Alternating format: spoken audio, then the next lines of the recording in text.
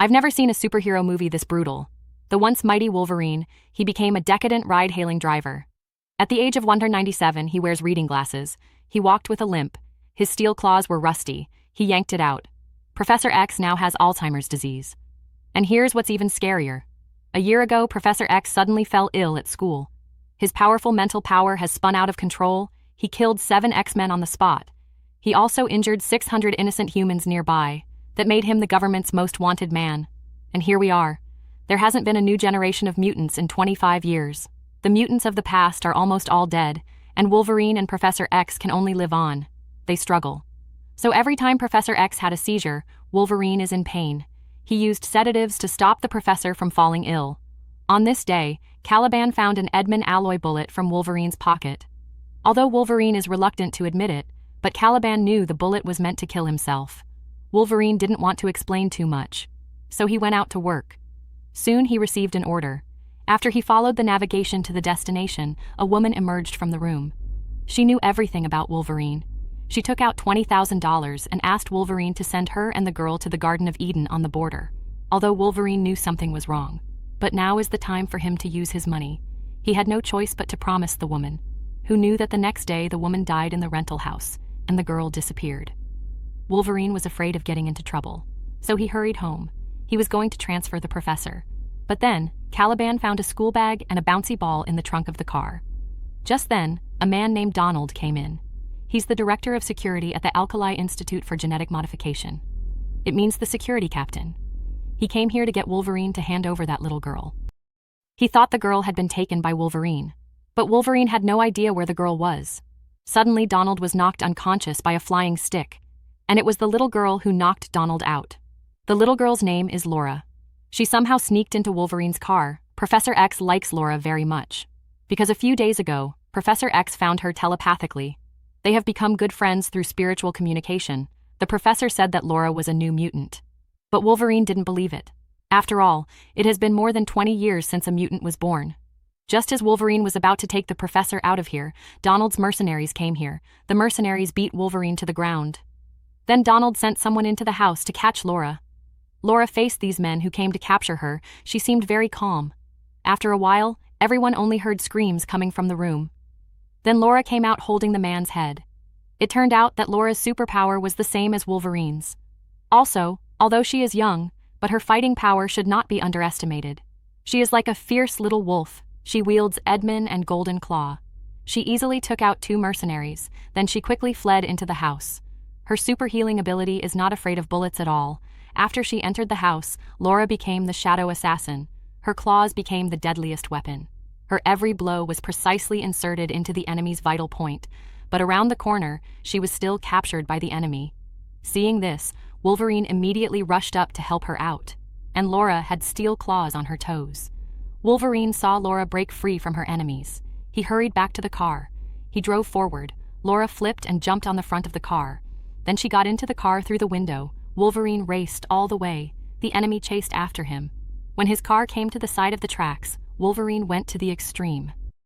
He completely lost the pursuit of the enemy. Wolverine finally revealed the truth from the phone left by the nurse. Wolverine discovered that a research institute had created a batch of young children using mutant genes. And Laura's genes are derived from Wolverine, so Laura has the same ability as him. Professor X told Wolverine that Laura was his daughter. Then, Wolverine found a coordinate in Laura's bag. That coordinate was left by the nurse. She used to be an employee of that institute. Her conscience was finally awakened. She escaped from the cave with her children, but she also got killed. She had begged Wolverine to take Laura to that coordinate. She said it was a safe haven for mutants. Wolverine investigated and found that the so-called base coordinates actually came from a comic book. It was about the X-Men. In the book, there is a safe base invented by cartoonists. They actually believed it. Wolverine was blinded. He hurried back to the hotel. He was going to tell Professor X, but he just got back to the hotel. He felt a powerful convulsion. Everyone around him was paralyzed. Wolverine knew that something must have happened to Professor X. He made his way across the room. Every step he took required a steel claw to be inserted into the wall. None of the mercenaries in the room moved. Wolverine killed them all with one claw. Then he injected the sedative into Professor X. Professor X finally calmed down. The whole world became quiet. Wolverine took them away quickly. He looked at everyone in the hotel lying on the ground. countless people were unconscious. Professor X began apologizing non-stop. They were on their way to escape. They met a good family whose horses were frightened and scattered. Professor X used his powers to calm the frightened horses. Wolverine helped them push the truck up. They expressed their gratitude. They invited Wolverine into their home. Wolverine said the professor was his father. Laura was his daughter. At this moment, they are as warm and beautiful as an ordinary family. After dinner, Wolverine followed the man out to fix the water pipes. Professor X and Laura were resting in their room. Suddenly, Professor X hears Wolverine coming back. He remembered the many innocent people he had hurt. He also finally understood Wolverine's pain, but it was not comfort that responded to him, but steel claws piercing through the chest. He's not looking at Wolverine. He's a killer just like him. This is the Institute's ultimate weapon, the X-24. The killer killed the farmer's family of 3. He kidnapped the little girl again. When Wolverine comes back, he saw Professor X in a pool of blood. He rushed forward. As he pressed on the professor's wound, he said that it was not him. When he carried Professor X to the car, the old man looked at Wolverine. He said that the two planned to go to sea to enjoy the future of their old age. He smiled and closed his glasses. Wolverine couldn't take it anymore. The more he looks like a murderer, the person who fought him to the death seemed to be himself. It's just that that person is stronger, more powerful. Wolverine will soon be no match for him. Seeing him about to be killed, a man drove up and knocked the killer out of the way. It was the seriously injured farmer who got out of the car. He wanted to avenge his wife and children even if he was seriously injured. He took out a shotgun and shot X-24 in the head, and then he turned around and tried to send Wolverine off as well. However, his bullets had run out. Then his life came to an end. Then he fell to the ground. Wolverine looked at the fallen farmer. He doesn't understand the meaning of life. Then he dragged his battered body towards Laura. He picked Laura up with difficulty and sent her to the car.